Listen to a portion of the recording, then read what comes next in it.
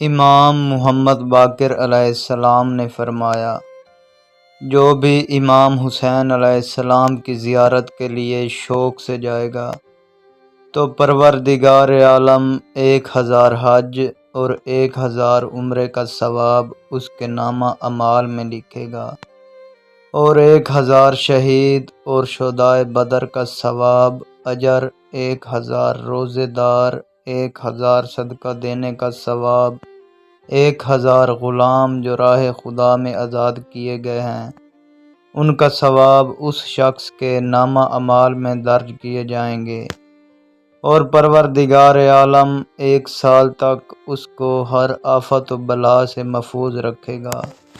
کم ترین آفت شیطان ہے، اس سے محفوظ رکھے گا، اور اللہ تعالیٰ ایک کریم فرشتے کو اس کے ساتھ موکل کرے گا جو اس کو دائیں بائیں اوپر نیچے ہر لحاظ سے محفوظ رکھے گا، اور اگر دوران سال مر جائے تو رحمت الہی کے فرشتے اس کے پاس حاضر ہوں گے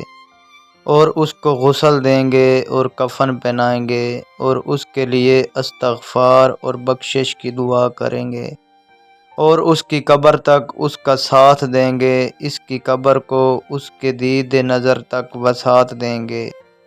فشار قبر اور منکر نکیر کی وحشت سے امان میں رہے گا، اور اس کی قبر میں جنت کا ایک دروازہ کھول دیں گے، اس کا نامہ اعمال اس کے دائیں ہاتھ میں دیں گے۔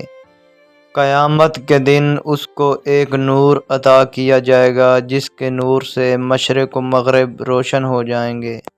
اور منادی ندا دے گا، یہ وہ شخص ہے جو شوق سے امام حسین علیہ السلام کی زیارت کے لیے گیا تھا۔ اس آواز و ندا کو سن کر قیامت میں کوئی ایک ایسا باقی نہ رہے گا مگر یہ کہ وہ تمنا اور آرزو کرے گا، کاش میں بھی حضرت امام حسین علیہ السلام کے زواروں میں سے ہوتا۔